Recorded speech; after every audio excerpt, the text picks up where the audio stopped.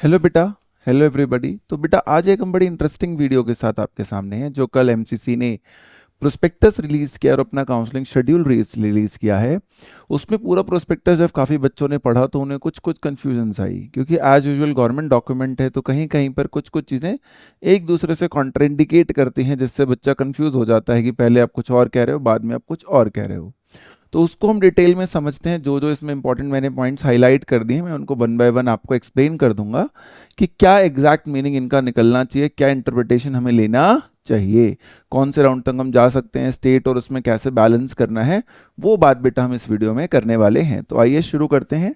तो MCC medical counselling जो करवाता है हमारी बेटा, उसी की बात है।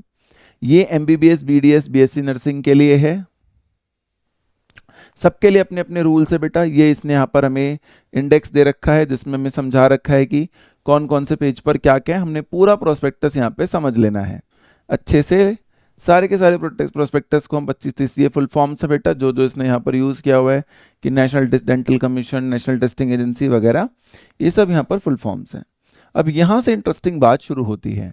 वो कहते हैं कि जो हम काउंसलिंग करवा रहे हैं वो 15% ऑल इंडिया कोटा सीट्स के लिए हैं। तो कुछ बच्चे तो यहीं पर कंफ्यूज हो जाते हैं कि भैया अभी तो आपने बोला कि 15% ऑल इंडिया कोटा सीट्स, लेकिन दिल्ली के स्टेट के लिए तो ऑलमोस्ट बहुत सारे कॉलेज की स्टेट कोटा काउंसलिंग भी यही होती है। तो बेटा इसलिए इसको पूरा पढ़ना बहुत ज़्यादा ज़रूरी है। तो एक पॉइंट तो हमारे पास देखिए यही आ गया। दूसरा पॉइंट जो इंपॉर्टेंट हमें याद रखने वाला है इसमें वो ये है बेटा कि जो डीम्ड यूनिवर्सिटीज़ हैं, है ना, जैसे भारतीय विद्यापीठ पुणे है या एसआरएम चेन्नई है, इस तरीके की जो यूनिवर्सिटीज़ हैं उनकी काउंसलिंग भी सुप्रीम कोर्ट के ऑर्डर के अकॉर्डिंग अब एमसीसी ही कराता है। तीसरी बात है बेटा कि कौन है जो हमारे यहाँ करा रहा है काउंसलिंग। तो उसका नाम यहाँ पर उन्होंने दिया है बेटा director general of health service, ministry of health and family welfare, government of India. फिर हमें बताया गया है कि भाई 4 राउंड की काउंसलिंग होगी। अब पहली कन्फ्यूजन बहुत सारे बच्चों को इसी पॉइंट पर आती है। बच्चा कहता है कि जो यहां आपने लिखा है therefore no seats will be reverted back to the participating states after completion of round 2, इसका क्या मतलब है? क्योंकि 4 राउंड्स हैं, पहले 2 राउंड होते थे तो 2 राउंड के बाद जो सीटें बचती थी वो स्टेट कोटा में वापस चली जाती थी। अब ऐसा नहीं होगा। इसका मतलब सिर्फ इतना सा है। अपग्रेडेशन की फैसिलिटी राउंड 3 तक है बेटा। ये उन्होंने बता दिया है कि राउंड 3 तक आप 2 में भी फ्लोट करके 3 में जा सकते हैं। बस एक रूल ये दिक्कत है, आगे जाके आप पढ़ेंगे इसमें, कि 3 में अगर सीट मिल गई तो आपको ज्वाइन करनी ही पड़ेगी। हालांकि उसमें भी एक लूप होल है कि 3 की सीट रिजाइन करके आप शायद स्टेट कोटा में पार्टिसिपेट कर सकते हैं। बट सजेशन यही होता है राउंड 2 तक ही अपना कॉलेज अगर फाइनल कर लें तो ज्यादा अच्छा है ना। लिखा भी है देखो, allowed to participate in any counselling after joining the round 3rd of AIQ। तीसरे राउंड में सीट ज्वाइन करनी ही पड़ेगी। जैसे ही बच्चे का नाम आ जाएगा 3rd राउंड में बेटा, या ज्वाइन कर लोगे आप, तो आप एलिमिनेट हो जाओगे from all India stay vacancy round. अब यहां पर उन्हें लिखना चाहिए था कि स्टेट कोटा से भी एलिमिनेट हो जाओगे। ये थोड़ा सा उन्होंने वर्ड मेंशन नहीं करा है, सिर्फ उन्होंने लिख दिया है there will be data sharing between center and states, and if any candidate has his or name in the list of allotted candidates in either of the list, the name of such candidate shall be eliminated from all India stray vacancy round। कि अगर आपको 3rd round में या तो state में कोई seat मिली हुई है या ऑल इंडिया में कोई सीट मिली हुई है तो फिर आपका नाम स्टे राउंड में कंसिडर नहीं किया जाएगा। आपको ये बात यहां समझनी होगी। उसके बाद वो आपको कहते हैं एमसीसी का रोल सिर्फ काउंसलिंग कराने का है, उससे ज्यादा उसका कोई रोल नहीं। अब देखो जैसे वहां पर उसने सिर्फ 15% AIQ लिखा था, लेकिन यहां पर उसने बाकी डिटेल्स भी आपको दी बेटा कि भैया हम 100% डीम्ड यूनिवर्सिटीज की भी करवाते हैं, दिल्ली यूनिवर्सिटी की भी काउंसलिंग करवाते हैं, BHU की भी कराते हैं, ESIC की भी कराते हैं, AFMC में सिर्फ रजिस्ट्रेशन करते हैं, फाइनल काम वहां पर जाके अलग इंग्लिश का साइकोलॉजी का टेस्ट होता है। IP यूनिवर्सिटी के Vardhman, Mahavir, Safdarjung, Atal Bihari Vajpayee, RML, ASIC dental, इन सब कॉलेजेस की काउंसलिंग भी 15% प्लस 85% हम ही कराएंगे। Central institutions, AIIMS, JIPMER, BSc nursing central institutes की काउंसलिंग भी हम ही कराएंगे। तो ऐसा नहीं है कि सिर्फ 15% सीट्स के लिए ये काउंसलिंग होती है। इस काउंसलिंग में और भी बहुत सारी चीजें इन्वॉल्व होती हैं जिसकी काउंसलिंग यहां पर होती है बेटा। फिर देखिए सभी क्वेश्चंस जो आपको काउंसलिंग में करवाए जाएंगे वो मैंडेटरी हैं, तो ध्यान से पढ़िएगा सारे पॉइंट्स को। ऑनलाइन आपको सबमिट करना है बेटा आपका एप्लीकेशन फॉर्म। 4th पॉइंट कहता है एप्लीकेशन फॉर्म आप खुद ही भरेंगे तो ज्यादा फायदा होगा, क्योंकि थर्ड पार्टी इन्वॉल्व करने पर कभी कभी वो उतना ज्यादा सीरियस नहीं लेती है, उनके पास बहुत सारे कैंडिडेट्स हैं तो गड़बड़ भी हो सकती है डाटा में, पासवर्ड में, चॉइस फिलिंग में, चॉइस लॉकिंग में, आपके डॉक्यूमेंट अपलोडेशन, स्कैनिंग में। तो खुद ही कर लेंगे तो ज्यादा बढ़िया है, काम बहुत आसान कर दिया है आजकल उन्होंने। एक से ज्यादा एप्लीकेशन फॉर्म आपको नहीं भरना है भाई, वो बिल्कुल साफ साफ आपको मना कर रहे हैं। अगर करोगे तो आपको काउंसलिंग से बाहर कर दिया जाएगा, सिक्योरिटी फीस फॉरफिट हो जाएगी अगर आपका एडमिशन किसी भी कारण से कैंसिल होता है। अगर सेकंड राउंड, फर्स्ट राउंड की बात नहीं हो रही, सेकंड राउंड या सब्सिक्वेंट राउंड्स में आगे आपको सीट मिलती है और आप ज्वाइन नहीं करते हैं, है ना, यानी कि फ्री एग्जिट नहीं है भाई सेकंड राउंड, आप अपग्रेड करा सकते हो, पर ऐसा नहीं बोल सकते हो कि मेरे को तो अब एडमिशन ही लेना है। एडमिशन नहीं लोगे, अपग्रेड भी नहीं करोगे तो आपकी जो सिक्योरिटी फीस दी होगी 10-12 हज़ार रुपये गवर्नमेंट कॉलेज की, वो आपकी चली जाएगी, और प्राइवेट की फीस तो थोड़ी ज़्यादा होती है। तो एक एक पॉइंट बेटा हमें यहाँ समझने की ज़रूरत है। सभी इंफॉर्मेशन जो आप ऑनलाइन सबमिशन में देंगे वो ठीक होनी चाहिए। उसके बाद बायो या बायोटेक्नोलॉजी आपके पास कुछ भी होंगे तो आप एलिजिबल हो जाएंगे, ऐसा इस वाले पैराग्राफ में इंपॉर्टेंट बात समझाई गई है। फीस, बॉन्ड, ये जो भी चीजें होती हैं किसी भी मेडिकल कॉलेज की, course duration, bond amount, fees structure, क्या कंडीशन है स्टेट टू स्टेट, ये इसकी जिम्मेवारी एमसीसी की नहीं है, ये आपको खुद इंस्टीट्यूशन या अपने लेवल पे स्टेट से पता करना होगा, ये यहां पर कहा गया है। फिर कहा गया है कि डोमिसाइल स्टेटस अपना कंफर्म कर लें, तभी आप उस हिसाब से अप्लाई करें। Institutional Kota seats of central universities, institutional Kota seats मतलब मेरे को एएमयू के अंदर सीट चाहिए, ऐसी वाली बात कर रहा है। जिपमर के अंदर कुछ इंटरनल सीट्स होते हैं सेंट्रल यूनिवर्सिटी में, उनकी बात कर रहा है।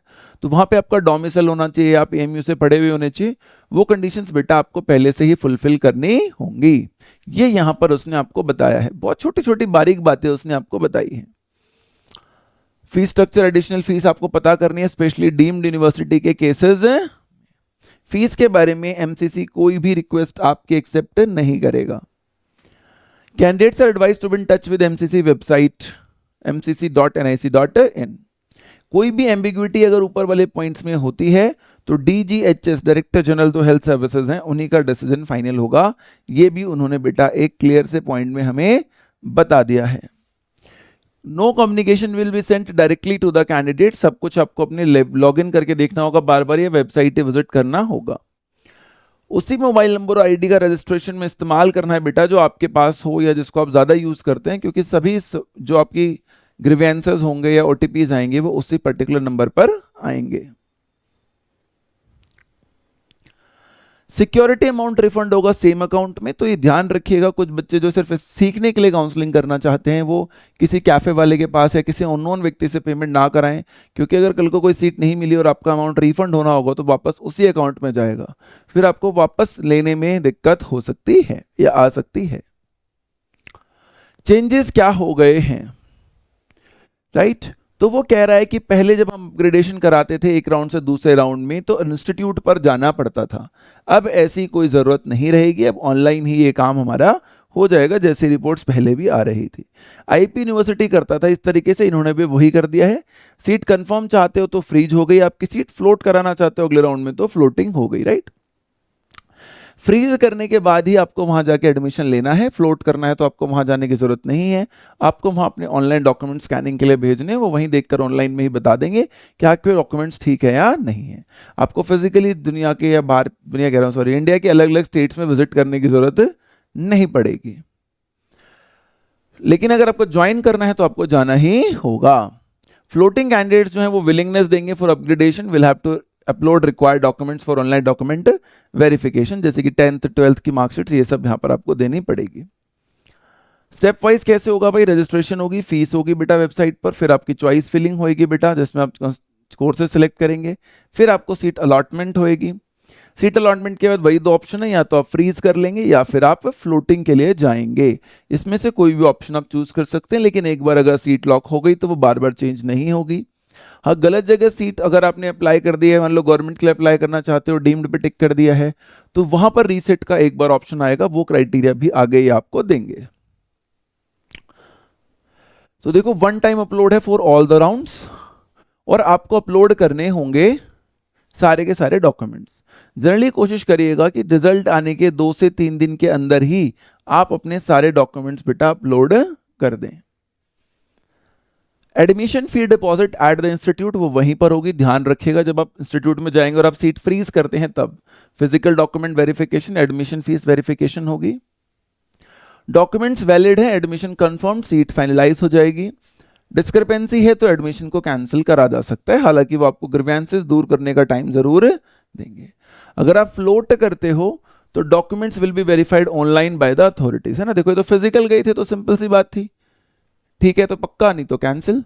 लेकिन अगर ऑनलाइन सिस्टम में आप जा रहे हैं तो देखो आपको स्कैंड कॉपी भेजने के लिए कहेंगे, तो ब्लर्ड कॉपी है, इनकरेक्ट सर्टिफिकेट है, मिसमैच है, मिसिंग डॉक्यूमेंट्स हैं, तो वो आपको वापस कांटेक्ट करेंगे कॉलेज वाले, जिस भी कॉलेज में आपको लॉट हुआ होगा, कि भैया हम क्वेरी रेज करते हैं कि आपके इसमें ये चीज ठीक नहीं है, तो आपको corrected documents with in the time दोबारा से रीअपलोड करने होंगे। अब अगर करेक्टेड डॉक्यूमेंट उनको सही लगे तो वो एडमिशन ओके करेंगे, वरना एडमिशन कैंसिल कर देंगे। लेकिन फर्स्ट राउंड में एडमिशन कैंसिल होने से ये नहीं होगा कि आपको अगले राउंड में एडमिशन नहीं मिलेगा, वो फिर भी आप दोबारा से फ्रेश रजिस्ट्रेशन कर सकते हैं, है ना, देख कर सकते हैं, लिखा है। राउंड 3 के बाद प्रोविजनल रिजल्ट अब डिक्लेयर हो जाएगा तो रिपोर्टिंग मैंडेटरी हो जाएगी सभी कैंडिडेट्स के लिए and float candidates of round 1 और 2 जिनको पहले अपग्रेडेशन नहीं मिला था। अगर मान लो कोई अपग्रेडेशन नहीं मिलता और वही सीट रिटेन रह जाती है राउंड 3 में, तो भी आपको वो ज्वाइन करनी ही होगी, वरना आप एमसीसी की काउंसलिंग से बाहर हो जाएंगे। हालांकि स्टेट से भी बाहर हो जाना चाहिए, बट वो उन्होंने डायरेक्टली मेंशन नहीं करा है। फिर वो आपको कह रहे हैं भाई रेजिग्नेशन का क्या प्रोसेस है। अगर आपका प्रोविजनल एडमिशन है तो आपको सरेंडर रिक्वेस्ट डालनी है विद सपोर्टिंग डॉक्यूमेंट्स, ऑनलाइन ही करना है ये काम भी, कि मेरे को सीट मिल गई है लेकिन मैं आपको डॉक्यूमेंट भेज के अपना एडमिशन कंफर्म ही नहीं कराना चाहता हूं, मैं वो सीट छोड़ना चाहता हूं, ना फ्लोट कराना चाहता हूं, सिर्फ छोड़ना चाहता हूं, ना ज्वाइन करना चाहता हूं, तो क्या करना है। तो वो कहते हैं कि अगर कैंडिडेट फ्रीज्ड है तो आपको फिजिकली जाना पड़ेगा रेजिग्नेशन के लिए, कि भैया आपने एक बार ओके कर दिया मेरी सीट है और अब आप चाहते हो मैं छोड़ दूं, तो फिर आपको रेजिग्नेशन के लिए, देखो ये एक इंपॉर्टेंट क्लॉज है जो यहां ध्यान रखना है, फ्रीज कैंडिडेट को सीट रिजाइन करने के लिए फिजिकली जाना पड़ेगा। Right? Candidate can exit the seat and become eligible for next month as per the resignation rules for round 1 round 2. Candidate cannot resign round 3. Round 3 वो छोड़ नहीं सकता बेटा, round 1 और 2 वो छोड़ सकता है। लेकिन एक बार आपने अगर सीट फ्रीज कर दी उसके बाद छोड़ना आपके लिए मुश्किल है, यानी कि फ्लोटिंग वाली सीट जो है वो आगे अपग्रेड होएगी तब आपको इस्तीफा देना है, वो एक अलग बात है। तो ये यहां पर थोड़ा सा हमें क्लैरिटी होनी चाहिए, कई बार हम इस वाले पॉइंट में कंफ्यूज हो जाते हैं। कहां गए भाई,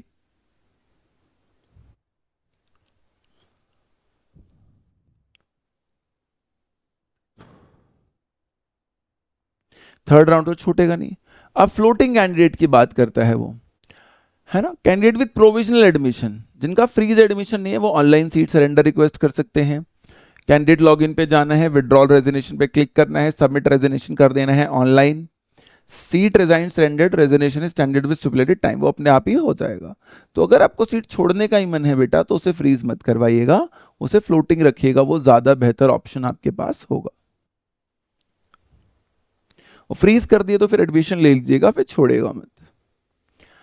ये वही फ्लो चार्ट है बेटा जो अब तक हमने समझा, रजिस्ट्रेशन होगी, सीट अलॉटमेंट होगी, फ्रीज या फ्लोटिंग होगी। अगर फ्रीज हो गया, जो आगे अपग्रेड नहीं करना चाहता, अगर कोई ऐसा कैंडिडेट हमारे पास है तो दो काम हो सकते हैं, नेसेसरी वन टाइम अपलोड जो होता है वो होगा ही, will have to report physically क्योंकि फ्रीज की है आपने सीट। फिर दो काम हो सकते हैं, या तो ज्वाइन करना चाहेगा या फिर सॉरी यहां पे दो काम हो सकते हैं, तो स्टेट कोटा की सीट ज्वाइन करना चाहेगा तो उसे रेजिग्नेशन देना पड़ेगा इंस्टीट्यूट पर जाकर, या फिर वो जहां पर एडमिशन लिया था वहीं पर कंटिन्यू कर लेगा, है ना। अलॉटेड इन स्टेट काउंसलिंग वाली बात आ गई यहां। अगर कैंडिडेट जो है बेटा फ्लोटिंग कैंडिडेट है तो क्या होगा, सेम वही वन टाइम अपलोड है for all the rounds, online joining कर सकता है, प्रोविजनल एडमिशन लेटर निकाल सकता है, स्टेट काउंसलिंग में भी पार्टिसिपेट करेगा, स्टेट कोटा की अगर उसे सीट ज्वाइन करनी है, will have to submit online resignation which is automatically recorded, उसमें ऑनलाइन रेजिग्नेशन से काम चल जाएगा। यहां हो सकता है कि आपको AIQ एडमिटेड इंस्टीट्यूट पे जाना पड़े अगर आपने सीट अपनी फ्रीज कर ली थी, ये एक इंपॉर्टेंट डिफरेंस होगा।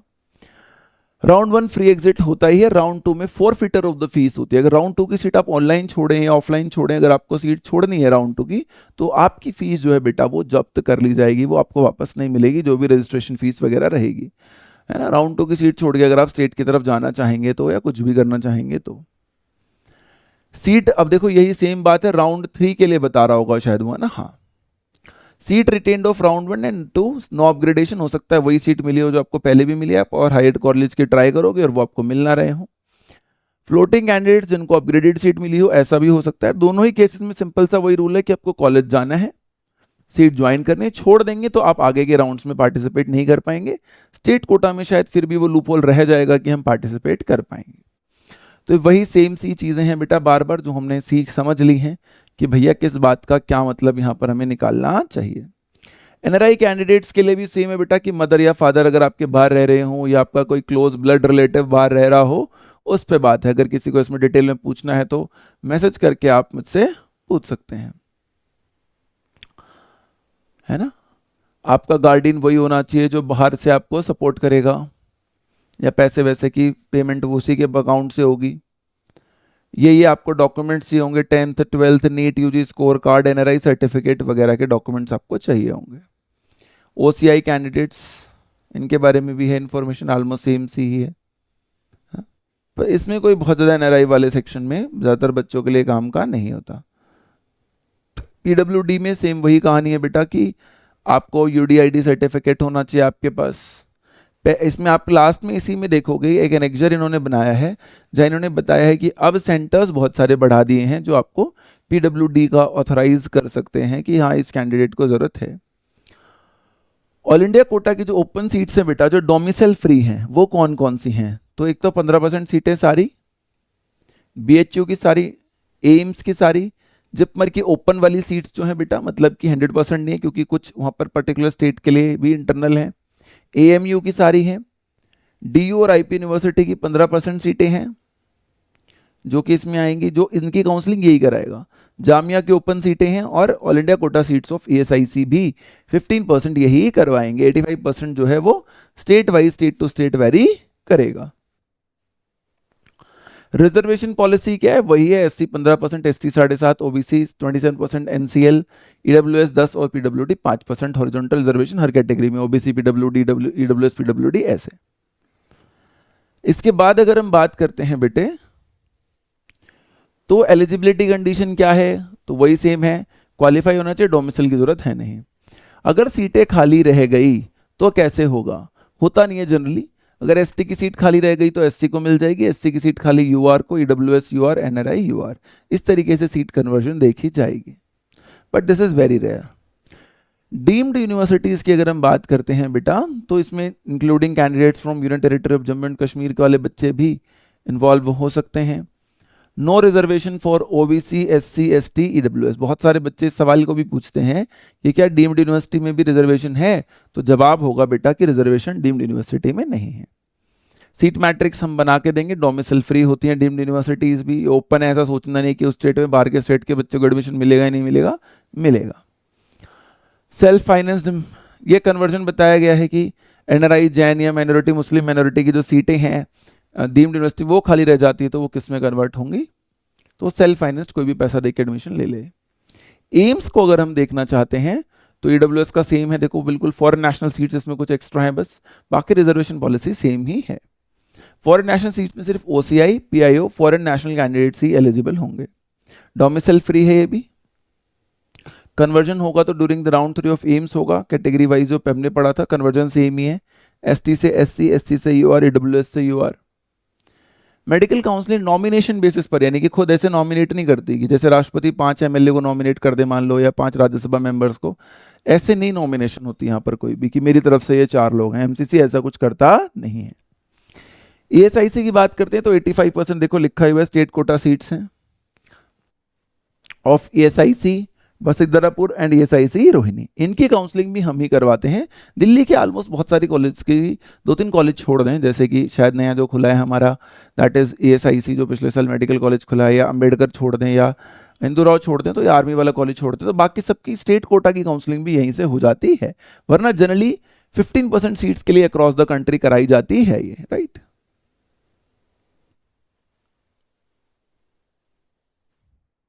एएसआई पर्सन्स डोमिसाइल फ्री होते हैं, वही बात उन्होंने समझाई है कि अगर ऑल इंडिया कोटा में आप एएसआईसी हैं तो आप कहीं भी किसी ऐसी भी एएसआईसी में 15% के अंदर अपना एडमिशन ले सकते हैं, उसमें ऐसी कोई बहुत संभावना वाली या दिक्कत वाली बात नहीं है। उसके बाद देखते हैं बेटा, तो वही बोलता है कि आपका ईएसआईसी जो होता है, candidate should have ward of certificate with distinct number होता है, उस पर एक list of eligible wards are provided by ESIC will be considered for the allotment. वो ईएसआईसी भी एक लिस्ट भेजती है एमसीसी को, ये कह रहे हैं। अपनी एलिजिबिलिटी कंडीशन आपको खुद देखनी है, नॉमिनेशन बेसिस जैसे मैंने पहले समझाया था वो यहां पर भी नहीं होता है बेटे। फिर सेंट्रल यूनिवर्सिटीज देखते हैं हम, तो दिल्ली यूनिवर्सिटी हो गया भाई, हमने समझाई था 15%, 85% सब इसका तो यही करेंगे। इवन जो सेंट्रल इंस्टीट्यूट्स हैं, यूनिवर्सिटीज नहीं है, इंस्टीट्यूट्स हैं, इनके भी बहुत सारे काम जो है वो 15 और 85% यही लोग कर देंगे। सिर्फ दिल्ली के 3-4 कॉलेज बचते हैं, उनको आप अलग से लेकर जाते हैं। जामिया मिलिया इस्लामिया का भी मैं आपको दिखाऊंगा अलग से क्या होता है। तो वही 15% काउंसलिंग है बेटा। Eligibility condition of state quota MCC नहीं डिक्लेयर करता। यहाँ पे भी दिल्ली का अपना रूल है कि जिसने यहाँ से 11th-12th किया उसको यहाँ पे डोमिसाइल मान लिया जाएगा, या जो भी उसके रूल्स हैं वो खुद के चलेंगे, वो बस उस रूल्स के अकॉर्डिंग सीट, ये कन्वर्जन सेम ही है। सीडब्ल्यू मतलब चाइल्ड ऑफ विडो कन्वर्जन समझा रहा है कि किसको कैसे मिलेगा, सीटें बच गई तो। दिल्ली यूनिवर्सिटी के अंदर तो मैंने बताया था कि पूरा 100%, 15-85 सब यही करता है, रिजर्वेशन की वैल्यूज एकदम सेम है। सीडब्ल्यू सीट्स दिल्ली में कुछ रिजर्व्ड होती हैं बेटा, कॉम्पिटेंट अथॉरिटी जैसा देगा उसी के अकॉर्डिंग वो लेंगे। ड्यू इंटरनल कोटा का सेम सा कॉन्सेप्ट है कि आपको दिल्ली यूनिवर्सिटी से स्कूल सर्टिफिकेट होना चाहिए, या जामिया से, दिल्ली के अंदर कोई ऐसे ऑर्गेनाइजेशन हो, वहां से आपको पास आउट होना चाहिए 12th क्लास। रिकॉग्नाइज स्कूल होना चाहिए with in the NCT, NCR नहीं बेटा, एनसीटी, राइट। इसके लिए आपको डीयू की एफएमएससी वाली वेबसाइट कई बार देखनी पड़ती है। जामिया की बेटा देखो कहते हैं ऑन रिजर्वेशन पॉलिसी है, तो उसका खुद ही वो बनाकर देता है कि मेरे यहाँ कौन कैंडिडेट कितना अवेलेबल है। 20 सीटें हैं, पीडब्ल्यूडी कितनी है, मुस्लिम मुस्लिम मुस्लिम, जामिया इंटरनल सीट्स वो अपनी अलग ही देता है। Students are permitted to appear as private candidates, distant vote shall not be entitled, लेकिन उनको नहीं मिलेगा जिसने डिस्टेंस से पढ़ाई करी होगी वहां पर, ऐसा कह रहे हैं वो।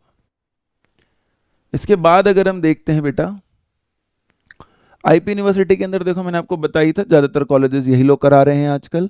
हॉरिजॉन्टल रिजर्वेशन जो है वो सीडब्ल्यू में भी है, जैसे पीडब्ल्यूडी का था 5%, ऐसे ही horizontal reservation child of widow वाला भी है, वो यहां पर उसने समझाया है। Only for state quota CW. Same वही है कि दिल्ली से पास होना चाहिए 10th-12th आपका, स्टेट कोटा में आने के लिए आईपी के लिए भी सेम ही रूल है बेटे। एएमयू की अगर बात करते हैं तो देखो यहाँ पर 2 सीटें हैं, एक इंटरनल सीट जो बच्चा वहाँ 3 साल से पढ़ रहा होता है, और दूसरी एनआरआई की सीटें हैं, कुछ डेंटल की सीटें और कुछ एएमयू ओपन की भी सीटें हैं। कोई रिजर्वेशन नहीं है ओपन सीट्स में, तो वो जनरल काउंसलिंग से जाएगा, except for 5% PWD. Internal Kota seats के लिए एएमयू अथॉरिटीज जो डिसाइड करती हैं उसी अकॉर्डिंग एडमिशन हमें मिलता है, राइट। यूआर कैटेगरी में वहां पे ऐसी कोई कैटेगराइजेशन भी बहुत ज्यादा एएमयू के अंदर देखी नहीं जा रही कैटेगरी वाइज, है ना। देखो लिख रहा है किसको मिलेगा, जो 3 साल से एकेडमिक ईयर जिसके ऑलमोस्ट वहां पर चल रहे हो उसे ही एएमयू की बेटा सीट मिलेगी। बनारस हिंदू यूनिवर्सिटी 100% की 100% सीटें यही कराते हैं, रिजर्वेशन का क्राइटेरिया बिल्कुल सेम ही है, कन्वर्जन एल्गोरिथम भी बिल्कुल सेम है। आर्म्ड फोर्सेस मेडिकल कॉलेज के अंदर बेटा एक बात आपको कहते हैं, स्पेशली ध्यान रखिएगा कि यहाँ मेडिकल एलिजिबिलिटी पहले अपनी चेक कर लीजिएगा उनकी वेबसाइट पे कि कौन कौन एलिजिबल होगा। बहुत बार आपकी कुछ मेडिकल कंडीशंस, हाइट, आइज या बॉडी में कुछ ऐसी दिक्कत होगी कि वो आपको एडमिशन ही नहीं देंगे, क्योंकि बहुत बार ऐसा देखा गया है मेडिकल कंडीशंस की वजह से भी एडमिशंस कैंसिल हो जाते हैं। तो आपको अपनी एलिजिबिलिटी कंडीशंस बेटा पहले ही चेक कर लेनी है, well before applying for FMC counselling, ये पहले आप देख लीजिएगा तो आपको फायदा रहेगा। जिप्पर में सेम ही रूल है बेटा, अपनी खुद की पॉलिसीज हैं स्टेट कोटा के लिए उसकी, ये रिजर्वेशन पॉलिसीज बिल्कुल वही जो अपने वाली है वैसे ही है।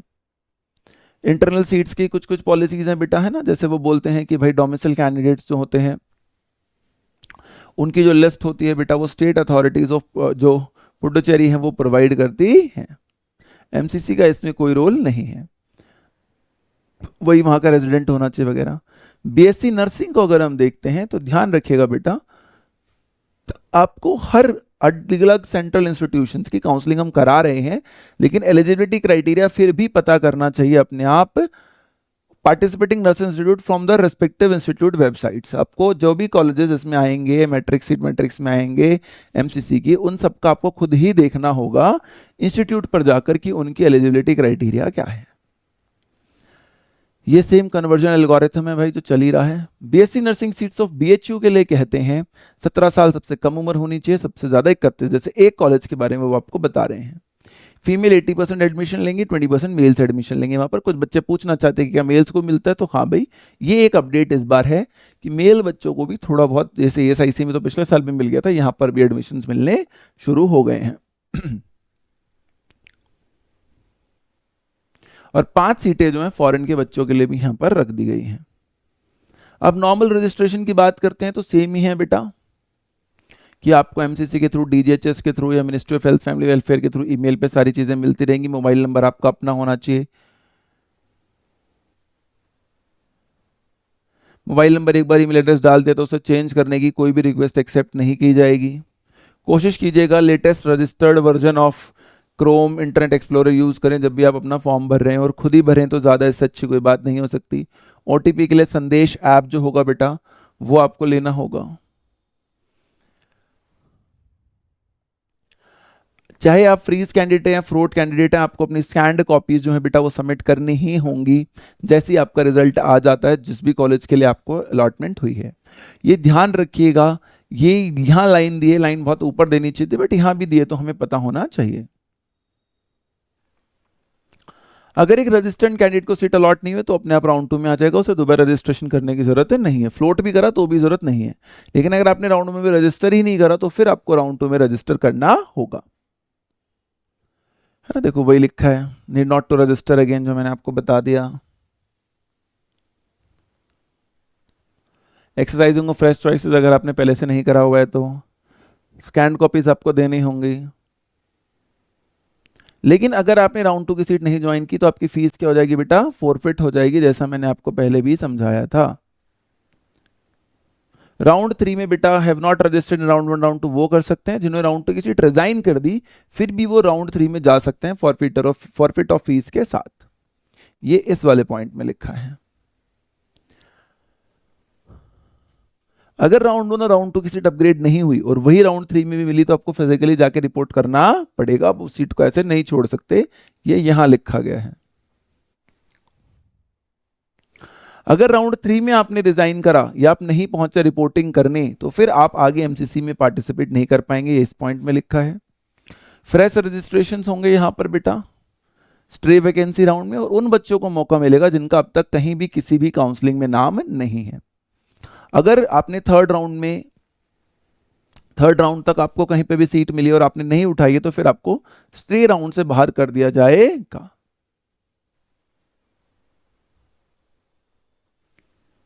ये कह रहे हैं वो आपको। सीट आपको ज्वाइन करनी पड़ेगी बेटा, अगर स्टे राउंड में सीट मिलती है आप उसे नहीं छोड़ सकते, वरना आपका फॉरफिट हो जाएगा और आप आगे पार्टिसिपेट नहीं कर पाएंगे। कैंडिडेट जिनको स्टे राउंड की सीट मिलेगी उनका डाटा शेयर किया जाएगा स्टेट के साथ भी, ताकि वो सेम बच्चा जाके स्टेट्स वाले स्ट्रे में भी ना पार्टिसिपेट कर रहा हो। वो तो आपको वो ध्यान रखना है कि वीड आउट कर दिया जाएगा आपको वहां से, हो सकता है, तो प्लीज ध्यान रखिएगा कि मेरे पास स्टे राउंड आया था आपने ज्वाइन नहीं किया, या ज्वाइन क्या मतलब जैसे ही स्टे राउंड में आपको सीट अलॉट होगी वो आपके स्टेट के पास डाटा भेज देंगे, अब आपका स्टेट आपको सीट अलॉट करेगा ही नहीं, ऐसा कह रहे हैं इनडायरेक्टली वो। तो ये बहुत इंटरेस्टिंग पॉइंट है टू नो, हमें पता होना चाहिए। फिर बात करते हैं एप्लीकेशन फॉर्म और फीस की बेटा, तो सबकी अपनी अपनी फीस है। फिर देखो वही बात कह रहा है, fees structure, course duration, bond amount, ये सबके अपने अपने होंगे। इसमें हमें थोड़ा ध्यान देने की जरूरत है ना। डीन यूनिवर्सिटीज में जो है नॉन रिफंडेबल फी 5,000 है, रिफंडेबल फी 2 लाख है। गवर्नमेंट वाले में बेटा नॉन रिफंडेबल 1,000 है, और नॉन रिफंडेबल 1,000 और रिफंडेबल 10,000 रुपये फीस है। SC ST की फीस टोटल 5,500 लगेगी, बाकी लोगों की या OBC की 5,500, बाकी की 11,000 रुपये फीस लगेगी। फिर ये कुछ क्वेश्चन है फ्रीक्वेंटली आस्क्ड कि दोनों के लिए अप्लाई करना हो तो मान लो क्या होगा, तो वो बोलते हैं दोनों की फीस अलग से नहीं देनी, सिर्फ जो हाई फीस है यानी डीम्ड वाली है वो फीस आपको देनी है। एग्जिटेड फॉरफिट का क्या मतलब है कि आपने जो रजिस्ट्रेशन फीस दी थी नॉन रिफंडेबल या रिफंडेबल, वो आपको वापस नहीं मिलेगी, राइट।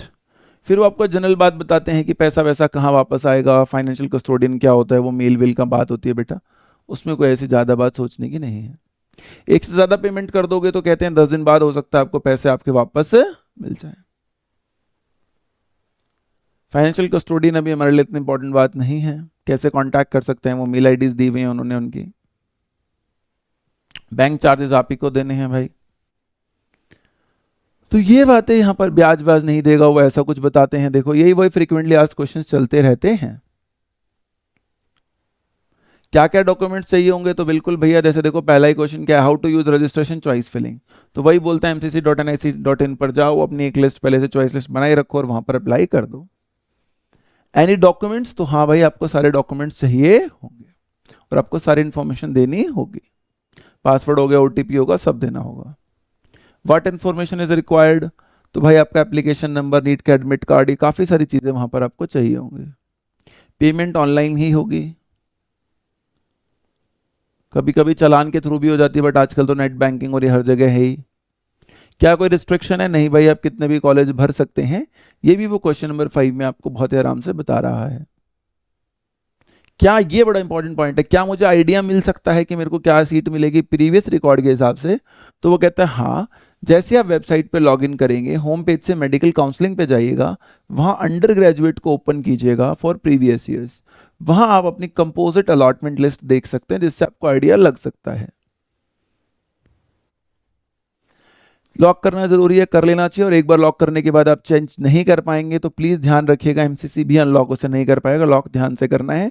बहुत सारे लोग जो डिफरेंट डिफरेंट काउंसलर्स से कराते हैं उसमें यही बात ध्यान रखनी पड़ेगी आपको बेटा, कि लॉकिंग का सिस्टम ठीक हो आपका। फिर कहते हैं कैंडिडेट ने रिपोर्ट नहीं किया राउंड 2 के पास, तो क्या वो राउंड 3 में जा सकता है? हाँ जा सकता है, फीस फॉरफिट के साथ, हमने पहले ही सीख लिया है। वो आर एलिजिबल फॉर राउंड 2, हर कोई एलिजिबल है, बस किसी के डॉक्यूमेंट्स खराब नहीं होने चाहिए, डॉक्यूमेंट्स ही पूरे ना हो तो फिर तो कैसे होगा, वरना सबको ऑलमोस्ट सीट मिल जाती, ये यहाँ पर लिखा हुआ है। वो आर नॉट एलिजिबल बेटा, जो नॉन एलिजिबल हो गए या जिन्होंने रजिस्टर नहीं करा, जिनके डॉक्यूमेंट्स ठीक नहीं है या रजिस्टर नहीं करा। सेकेंड राउंड के बाद क्या आप छोड़ सकते हो? हाँ भाई छोड़ सकते हैं, बट आपकी फीस जो है वो चली जाएगी। तो यही सब बातें बेटा यहाँ पर हैं। थर्ड राउंड के बाद नहीं छोड़ सकते हैं, वही बातें जो उसने ऊपर बताई थी, नीचे क्वेश्चन फॉर्म में भी उसने हमें समझाने की कोशिश करी है। लॉगिन पासवर्ड की गलती कैसे हो सकती है? शायद आप ठीक वाईफाई यूज ना कर रहे हो। अगर मैं सेकंड या थर्ड राउंड ऑफ काउंसलिंग में जाऊंगा तो मेरी पहले वाली अलॉटेड कैंसिल होगी? हाँ बेटा, अब उस पर आपका कोई हक नहीं रहेगा। अगर मेरे को अपग्रेडेड सीट मिली है तो can I join that college directly? आप फिजिकली जाकर उसे ज्वाइन कर सकते हैं। ये वही है जो मैंने समझाया था, एक बार रीसेट का ऑप्शन मिलता है क्वेश्चन नंबर 27 में। स्टे वैकेंसी राउंड में कौन एलिजिबल नहीं होगा? जिसने रजिस्टर नहीं किया है, जिसके पास पहले कोई सीट है किसी भी स्टेट में, और जिसने राउंड 3 में ज्वाइन करके रिपोर्ट ना किया। वही बातें जो हमने ऊपर कर ली हैं बेटा, वही चीजें सारी हैं। आपको अपने ओरिजिनल डॉक्यूमेंट्स लेके जाने होंगे, ये भी ध्यान रखिएगा। आप ये नहीं कर सकते कि भैया ये मेरे डॉक्यूमेंट्स वहां पर हैं, उतने दिन में आ जाएंगे, तब तक के लिए आप मुझे सीट दे दीजिए, ऐसा नहीं होगा। क्या क्या होना चाहिए आपको बेटा? तो देखो अलॉटमेंट लेटर होना चाहिए, एडमिट कार्ड्स होने चाहिए, रिजल्ट रैंक लेटर होना चाहिए, 10th का सर्टिफिकेट होना चाहिए, 12th का सर्टिफिकेट होना चाहिए, है ना, मार्कशीट होनी चाहिए, 8 पासपोर्ट साइज फोटोग्राफ होनी चाहिए, आइडेंटिटी का प्रूफ होना चाहिए वगैरह। और ये फोटोज वही होनी चाहिए जो आपने पहले भी लगाई हूँ, ऑलमोस्ट वैसे ही। SC/ST certificate, OBC certificate competent authority का होना चाहिए, कोशिश करना इसी साल का होगा तो ज़्यादा बढ़िया रहेगा। बिना ओरिजिनल सर्टिफिकेट्स को आपको एडमिशन नहीं मिलेगा। बर्थ सर्टिफिकेट वगैरह आपका इंग्लिश लैंग्वेज में हो तो ज़्यादा अच्छा है। अगर किसी किसी की भी प्रॉब्लम आती है बहुत बार कि माता पिता या किसी के डॉक्यूमेंटेशन में कोई प्रॉब्लम है, तो आप एफिडेविट ले जाइएगा बनवाकर कि मैं ही ये इंसान हूँ। कई बार मम्मी पापा के नाम एक बच्चा मेरे पास आया था, उसमें गलती ये थी। एक बच्चा एक ही टाइप के रिजर्वेशन को ले सकता है। फिर ये कॉन्टैक्ट डिटेल्स हैं बेटा, फिर भी कोई कंफ्यूजन है तो आप यहाँ टोल फ्री नंबर पे फ़ोन कर सकते हैं, बट कॉल आप 9 AM से 8:30 PM के बीच में ही कीजिएगा, AM से 8:30 PM। वो ईमेल करेंगे, आपको ज़रूर रिप्लाई करेंगे, ऐसा वो कह रहे हैं, 10 से 6 बजे के बीच में उनका ईमेल वापस आपको रिप्लाई आ जाएगा। ये फिर सब वही है बेटा जो मैंने बताया था कि बहुत सारे इस बार नए ऐड हो गए हैं जो आपको मेडिकल काउंसलिंग के बारे में, मेडिकल कह रहा हूँ सॉरी, PWD के बारे में बता देंगे, फिर इसी में लास्ट में जाकर कुछ एम्स वगैरह की देखो उन्होंने अलग से क्राइटेरियाज भी बना रखे हैं, बाकी तो सब हमारे काम का नहीं है। ये है बेटा देखो 16 से 33 हो गए हैं अब हमारे मेडिकल बोर्ड्स, ये कह रहा है वो आपको। तो ये मैंने पूरा 1-1.5 घंटा लगा के पढ़ा था, होपफुली मैंने आपको आधा घंटा या 40 मिनट में इन्फॉर्मेशन पास ऑन कर दी होगी, जिससे कि आपके मन में कोई भी कंफ्यूजन ना रह जाए। वही देखो यूडीआईडी कार्ड होना चाहिए, यूनिक डिसेबिलिटी वाला, अगर किसी बच्चे को रिक्वायरमेंट है तो।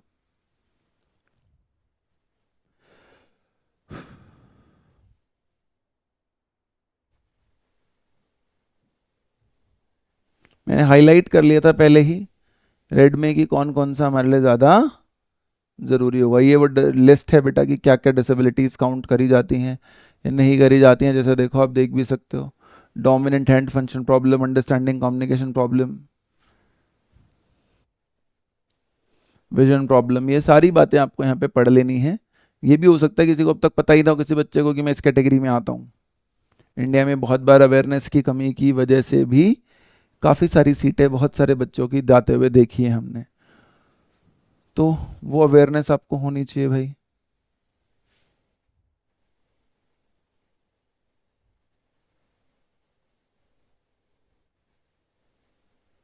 ये कास्ट सर्टिफिकेट्स चले गए ऊपर, अब देखो ये रहा 17 ईयर्स मिनिमम एज है बेटा, and the maximum age limit shall be 25 years age on 31 December 2026।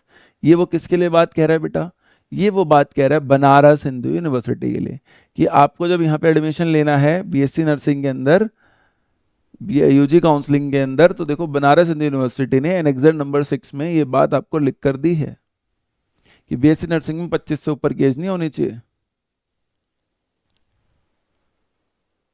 फिर देखो एम्स क्या कह रहा है, एम्स कह रहा है मेरे यहाँ तो कैट का रूल ही अलग है भाई। कैसे रूल अलग है, बोलता है एक तो वही 17 साल वाला रूल तो है, पर कहेगा 60% मार्क्स आने चाहिए जनरल और ओबीसी के, जबकि बाकी कॉलेजेस में 50% का बहुत जगह रूल आपने देखा होगा। तो ये एम्स के साथ एक थोड़ी सी अलग बात है।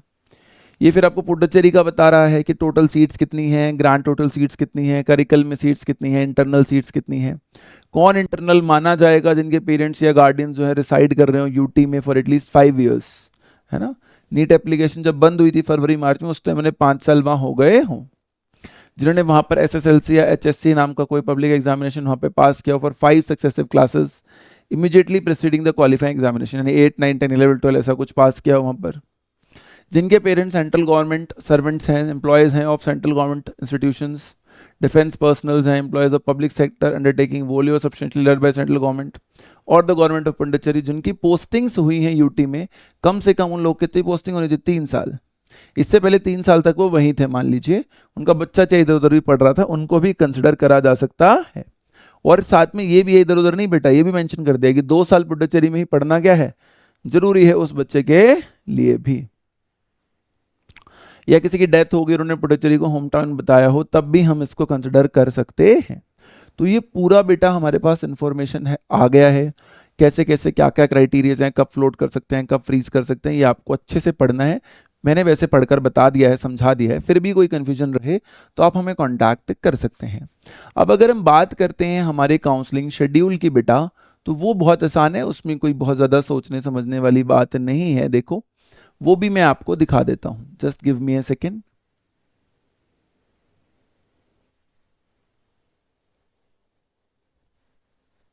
ये सेव होने में शायद थोड़ा सा टाइम लगा रहा है, तब तक इसको हो जाने दीजिए।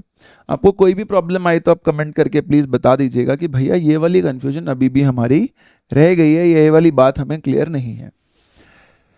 एमसीसी की काउंसलिंग, ये वाली बात वैसे तो आप में से ज़्यादातर लोगों ने देख ली होगी बेटा अब तक, मुझे नहीं लगता इसमें कोई बहुत ज़्यादा किसी को प्रॉब्लम आई होगी।